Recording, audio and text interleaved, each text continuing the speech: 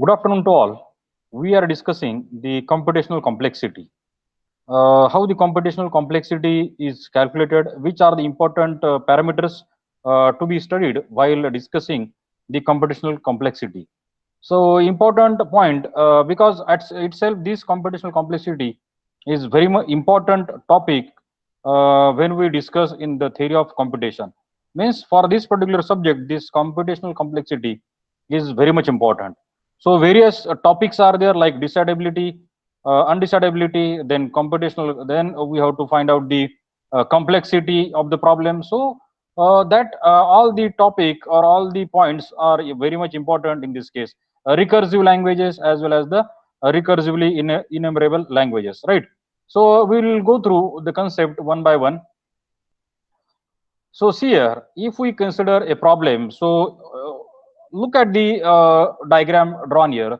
If we consider the problem, a problem can be categorized in the two parts. That is, the some problems they are solvable problems, and some problems they are totally unsolvable problems.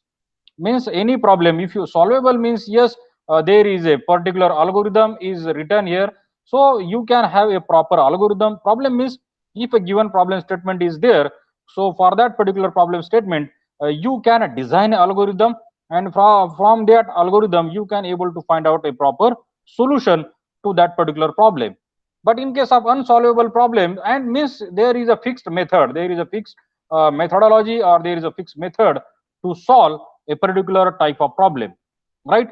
But in case of unsolvable problem, there is no such methodology available, or there is no fixed algorithm is available. So you have to go with a trial and error method. You have to go with trial error method. Means you have to have the number of, one can say, trial you have to perform, and you have to reach toward the solution, right? Means you have to try to reach toward the solution by using the trial error method. No fixed format of the method, or no fixed methodology, or no fixed algorithm is available in case of our unsolvable problem. Now these solvable problems are these are further categorized into decidable and undecidable. They are further categorized into decidable and undecidable. So decidable means what? Yes, you can take a decision. Decision making is possible in case of our decidable problem. Yes, we can reach to a particular decision. Means if the problem is solvable, then this problem, it may be a decidable kind of problem, or it may be a undecidable kind of problem. So decidable kind of means yes, we can have a particular decision, or we can have a set of decisions available, so that the problem can be solved with a proper decision. Means we can take the decision and we can solve the problem. They are called as the decidable problem. But in the other cases, in some other cases, we cannot have a proper decision making. In that case, it is called as an undecidable problem. And these decidable problems, they are further categorized into p type problem and np type problem. They are further categorized, that is, p means polynomial type, and the non polynomial type problem. So that in the later section we are going to discuss in detail what exactly is the p type and what exactly is the np type problem, right? So problem having two types: solvable problems and unsolvable problems. Solvable problems means they are having fixed methodology or algorithm available. In this case, no fixed method. In case of solvable one, you can have only a trial error method, right? And the solvable problems, they are further categorized in the decidable and the non-decidable one, sorry, undecidable one. So decidable means you can reach to a particular decision, you can have a set of decisions available so that you can solve the problem. But in case of undecidable, no such a decision making is there. And the decidable problems, they are further categorized into p type, that is polynomial type, and np type, that is nothing but the non-polynomial type of problems. So getting this point, now let us go to the next slide here. We are discussing the computational complexity. Now see the table. So one can say that this table is the total summary of your computational complexity, or your whatever may be the problem, whether it is a decidable problem, whether it is an undecidable problem, or whether it is a what complexity you have to find out. So this table is the summary. It gives the summary of all your or it is the answer to all your queries or the questions. So see here. So on this particular column, this first column is nothing but the problems. This particular first column indicate the problem, like a membership problem. So W, a word, this word W string belonging to the input alphabet. Infiniteness problem of the language is a infinite or whether the language is a finite one. Emptiness problem, whether the language is equal to phi, that is nothing but the empty language. Equality problem means whether the two languages L1 and L2 they are equal, right? Though they are not seems to be equal, but yes, but by the contents you can say that the languages are equal. And whether the language is ambiguous, this is also one problem. And completeness of the problem, right? So that we have to see here. So all these problems are there. So these many problems, and to the problem we can say that the regular languages, the context free languages, context sensitive languages, recursive languages, that is called as REC, stands for the recursive language, and recursive enumerable languages, that is nothing but RE, recursive enumerable, that is nothing but your RE languages. So as already discussed in the previous session, that regular languages, they are given by your DFA and NFA, right? And the grammar associated with these regular languages, it is nothing but your regular grammar, it is nothing but the regular grammar. Whereas context free languages, CFL, they are given by your push down automata, right? And the grammar is nothing but your context free grammar, CFG, that is nothing but your CFG. And in this case you have regular grammar. Whereas the context sensitive languages, they are given by your linear bounded automata, and the grammar is nothing but context sensitive grammar. Grammar is nothing but the context sensitive grammar. Recursive languages, now coming to the recursive languages, they are given by, or they are recognized by Turing machines. They are recognized by Turing machines, and the grammar is nothing but UG, or that is called as the type 0 grammar, that is the unrestricted grammar.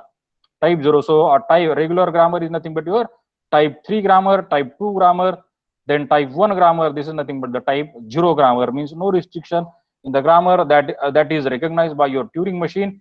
And the language is called as the recursive language. It is called as the recursive language. Getting this point?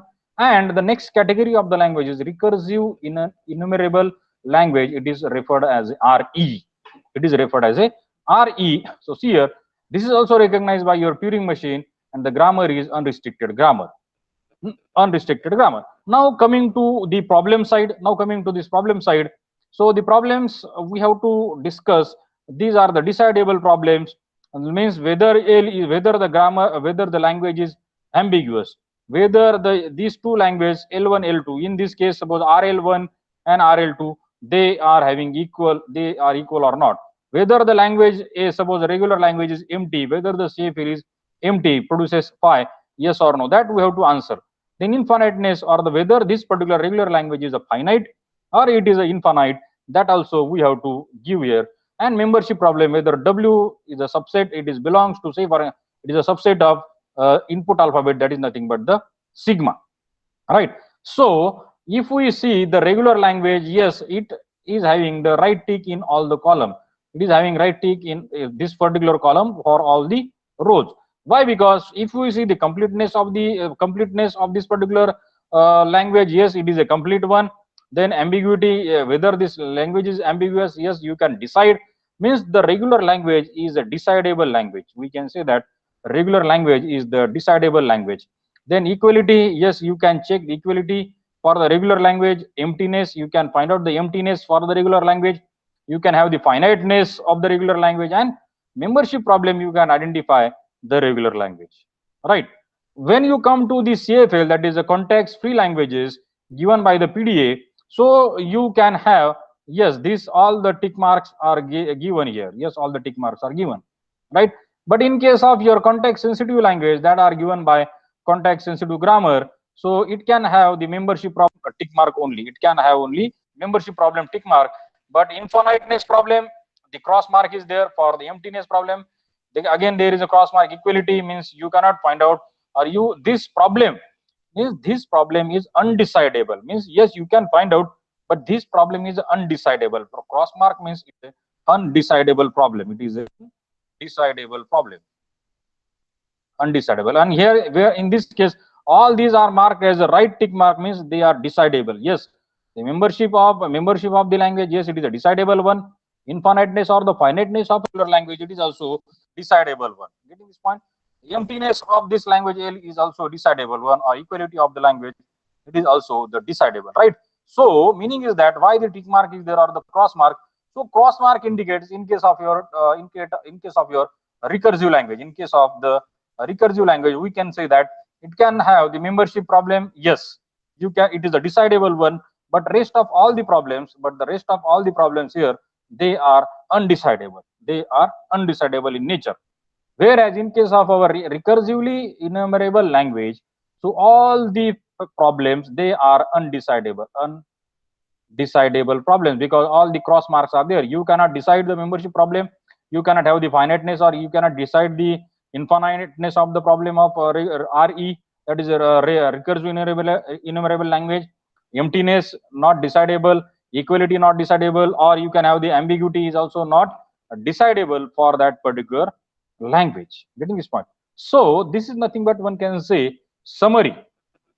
The chart is nothing but a summary of the problems, and how the problems, whether they are decidable or undecidable depending upon the languages. Depending. Also, there is one more row here, but it is not visible right now. So L1 union L2, L1 union L2. Whether this is a decidable or not for the case regular language, yes, this problem is also decidable. But in case of our CFL, this is an undecidable problem. So this row is not visible here. So there is one row below to this. Total there are 7 rows. So 1, 2, 3, 4, 5, 6 are visible. One more row is there. So that is nothing but language union of the two languages, L1 and L2. So this, whether this union of two language is a decidable problem, yes. For regular language it is yes, but for the CFL it is marked as a cross. For the CSL it is also marked as a cross. Means no, they are not. It is not a decidable problem. Which problem? The union of L1 union L2, it is not decidable in these remaining languages. Getting this point? So if you study this particular table carefully, if you understand the table carefully, then the computational complexity topic will becomes very easy, becomes more easy for you, right? So these are all nothing but the problems. So the nature of the problems are given. So problem is of the type membership type. So whether it is decidable for the regular language. So yes, the tick mark is there, means it is a decidable problem. But if you come to the regular recursive enumerable language, then here the cross mark is there, meaning is that the membership problem, it is not decided, or it is undecidable for the recursively enumerable language, right? Now let us go to the next slide here.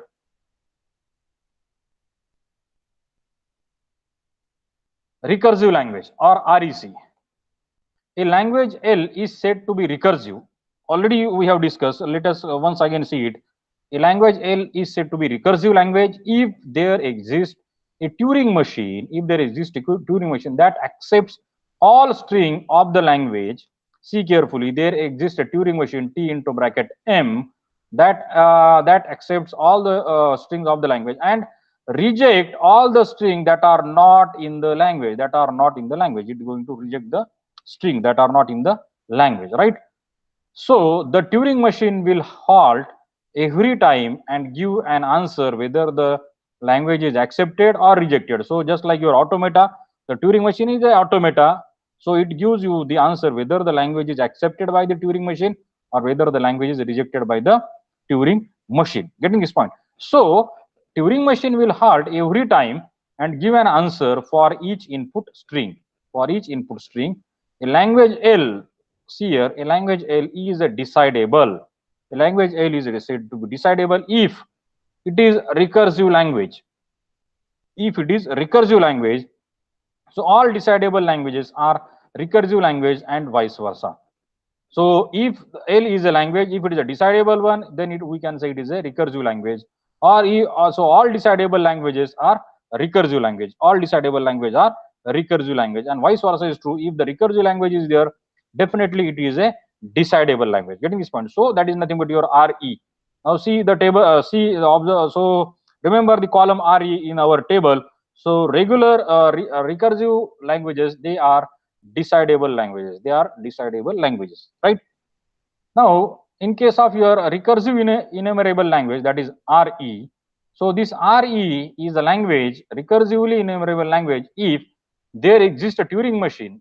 Also, there exists a TM, which will accept all input string belonging to the language, but may or may not halt for all input string which are not in the language. This is the difference between your RE and REC. So initial that was in REC, that is a recursive language, and this is nothing but your recursively enumerable language. So difference is that yes, for both the languages, Turing machine is required, acceptance from the Turing machine is required, but only the thing is that input string belonging to the language but may or may not halt. The TM, Turing machine, may or may not halt for the all input string which are not in the language, right? So that is the difference between your REC, that is recursive language, and recursively enumerable language. By the definition, so you can we can say that by the definition, all REC languages are RE languages, but not all RE languages are REC languages. Yes, correct.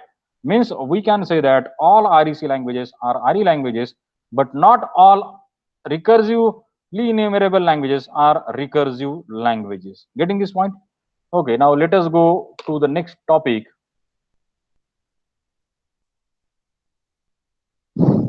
So hence, broadly, there are three categories of the language: recursive language, recursively enumerable language, and non-recursively enumerable languages for which there is no Turing machine at all. So for first two cases, yes, there is a Turing machine. For this second is also, this is nothing but your, this is REC.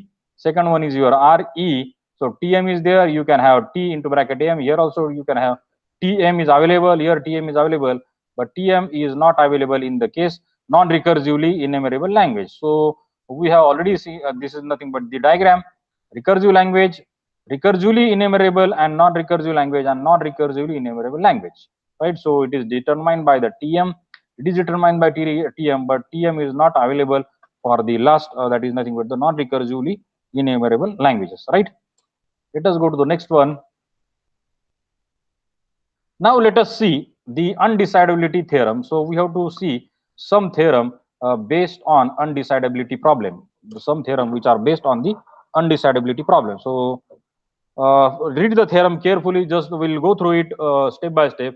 If L is a recursive language, the theorem says that if L is a recursive language, then L dash is also a recursive language. This is the theorem that we have to prove, right? This is that theorem we have to prove. See here how it is being proved. So proof, start writing the proof.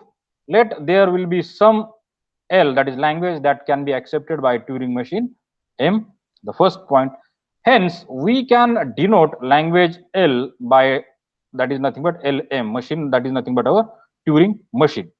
Then next line we can say that on acceptance of language by the machine Turing machine, the machine M always halts. Yes, Turing machine, after acceptance of the language, definitely the Turing machine will halt successfully, because it accepts that particular language. Because after acceptance, just like your automata goes to the final state, the same way the Turing machine goes to the halt state. Halt state is nothing but the final state in the Turing machine.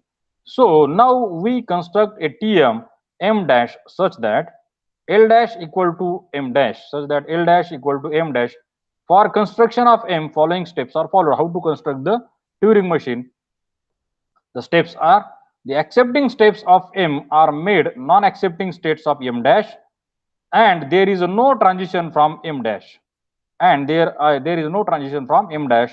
That means we have created the states such that M dash will halt without accepting. Means this is nothing but a method of proof. So for the first step of the for giving the proof, the accepting state of M are made non-accepting state of M dash, and there is no transition from M dash. That means we have created the states such that M dash will halt without accepting the language. So now create a new accepting state for M dash, say small r, and there is no transition from r. There is no transition from r. So let us see what happened here. So in machine M, for each of the transition, with the combination of non-accepting state and input tape symbol make the same transition, having the combination of accepting state and input tape symbol for machine M dash. For machine M dash, since M is guaranteed to halt M dash is also guaranteed to halt. So that is the conclusion. Means we are saying that when L is a recursive language, L dash is also recursive language. So when L becomes a recursive, when there is a Turing machine that is accepting that L language, and when it accepts the L language, the Turing machine is going to halt. So as it is it is halt for M dash also, definitely the language which is determined by this M dash, it is also a recursive one, because the Turing machine is becoming a Turing machine enters into the halt state, right? So in fact, M dash accept exactly those strings that M does not accept. So thus we can say that M dash accepts L dash. So M dash accepts L dash. So we can draw a figure. So see here carefully how the figure is drawn.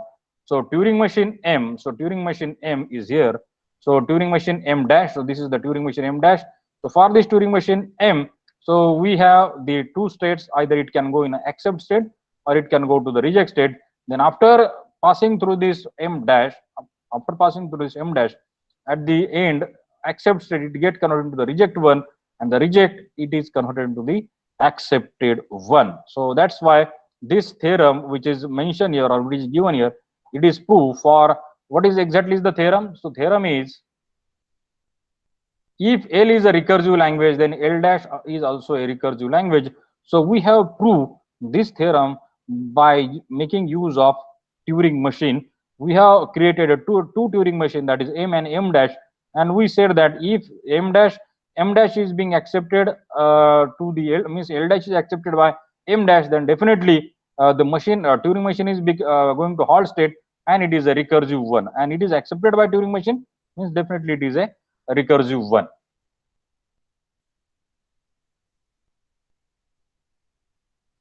Next, number 2 theorem, if a language L and its complement L dash both are recursively enumerable, RE stands for recursively enumerable, then L is a recursive language. Then capital L is a recursive language. So meaning is that if language L and its complement L dash both are RE, means recursively enumerable language, then we have to prove that L is a recursive language. So see the proof method. Consider a Turing machine M made up of two Turing machines M1 and M2. First step. Then next step is the machine M2 is a complement of machine M1. We can also denote that is LM equal to LM and LM2. That is nothing but the language by this machine M, language given by machine M1 and language given by machine M2. Both M1 and M2 are simulated in a parallel by machine M. So machine M is a two-tape Turing machine which can be made one-tape Turing machine for the ease of simulation. So this one tape then will consist of a tape of machine M1 and machine M2. So we are again framing, or we are again making the Turing machine, two Turing machine, that is M1 and M2. So the states of machine M consist of all the states of the machine M1 and all the states of machine M2, because these are the two Turing machines for capital M. The machine capital M made up of M1 and M2 is shown in the following figure. So how to show the two Turing machine? So see here, Turing machine 1, Turing machine M1, Turing machine M2, and it is nothing but the complemented Turing machine, that is TM dash, or you can have M dash. So except, so if the input string W, it is being accepted by this particular Turing machine, then at the end also it is being result is accepted. But when the Turing machine 2, it accepts the particular string, but at the end, after passing through this M dash, so that particular string is being rejected by the Turing machine. So we can write here, if the input W of the language L is given to, then M1 will eventually accept, and therefore M will accept L and halt. M will accept L, capital L, and halt in that case, right? So in this way we can say that, so if W is not in L, then it is in L dash. If the W means the given word input string or the input word not in given the language, then it is in L dash. So M2 will accept, and therefore M will halt without accepting. M will halt, HALT, without accepting that particular word or string. Thus, on all input M halts. For all input, the machine M HALTs halts, Thus Lm is exactly L, since, so we can write here, since capital M or the machine M always halts. So for whether this particular word is in L or whether the particular word is in L dash, but for all these condition, your machine is always in a halt condition, means Turing machine always halts. So we can conclude that Lm means L is a recursive language, means we can say that yes, this Lm is a recursive language. Thus, recursive language can be recursively enumerable, but recursively enumerable language is not necessarily be recursive language. Already we have discussed this. Your recursive language means your REC, they can be recursive language, but all the time recursive language, they are not all the time, that is recursive enumerable language, they are not all the time recursive languages. And this is the theorem, and this is the proof how we have proved that yes, the recursive language can be recursively enumerable, but all recursive enumerable languages, they are not necessarily the recursive languages. Getting this point?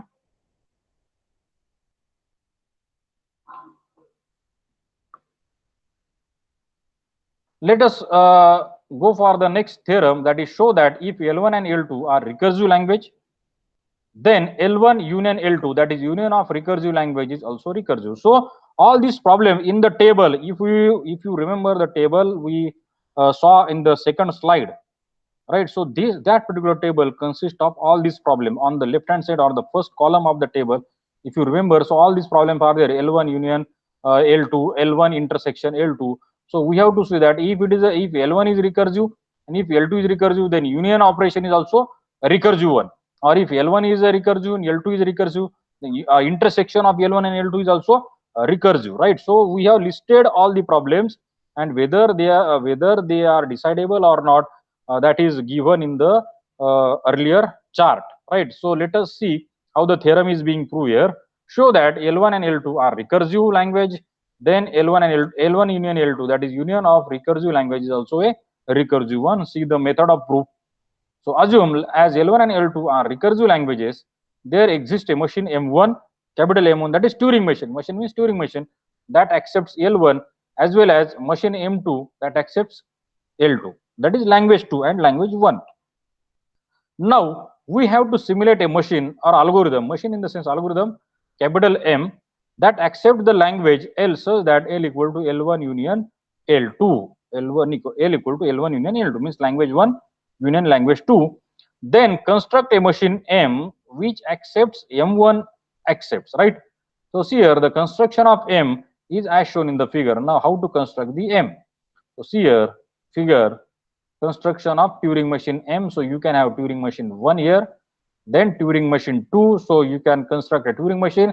So if the word is input or the input W is given as input to your Turing machine 1, so if it is accepted, no doubt this particular word is accepted by finally by the Turing machine. But if the Turing machine word is not, it reject that particular word, this word is not accepted, then it is given to the Turing machine 2. So Turing machine 2 either accept or rejects that particular word. Getting this point? So meaning is that we are inputting a particular word or the string of words to the Turing machine 1. Turing machine word either accept it, and when it is accepted, definitely the finally it is being accepted. But when it is not accepted by the Turing machine 1, it is given to the Turing machine 2. Turing machine 2 accept it or rejects it, right? So if machine M1, that is this one, M1 does not accept, then M2 simulates M, then M2 simulates M. That means if M2 accepts, then M accepts. Means M2 accepts, then this M accepts. This M, capital M is the machine accepts. If M2 rejects, M also rejects. This is the reject state. Means the rejection or acceptance of the machine M. This is the main machine. It is depending upon sorry, the acceptance and rejection of the Turing machine 2. Thus, M accept the language that is equal to L equal to L1 union L2, which is nothing but the recursive in nature. So here we prove that if the language L1 and L2, these are the two recursive language, then their union also a recursive one. So for that, see here, observe on the screen very carefully. You have to draw the two Turing machine. So this is your main machine, that is nothing but one Turing machine. Then you have to draw a Turing machine 1, Turing machine 2. So the main the logic exists here. So if the TM M does not accept the particular word, means here in this case M2 simulates M, so M2 simulates M, that means M2 accepts that accept this particular word, then we can say that the machine accept the word. But in case if M2 rejects the particular word, the M also rejects the particular input string. So meaning is that M accepts the language, that is equal to L equal to L1 union L2, which is nothing but a recursive in nature. That's why this is our proof, that is if the L1 and L2, they are the two languages, they are the recursive languages, then their union is also a recursive one. Their union is also a recursive language. Next, theorem number 4. Now this is intersection problem. This is intersection means if the L1 and L2 they are recursive languages, then L1 intersection L2, that is intersection of two recursive language is also recursive, that we have to prove. So for that also we are doing, we are again using the Turing machine, because recursive languages they are using Turing machine only, right? So as L1 and L2 are recursive languages, there exists a machine, that is Turing machine M1, that accepts language L1, as well as machine M2 that accepts language L2.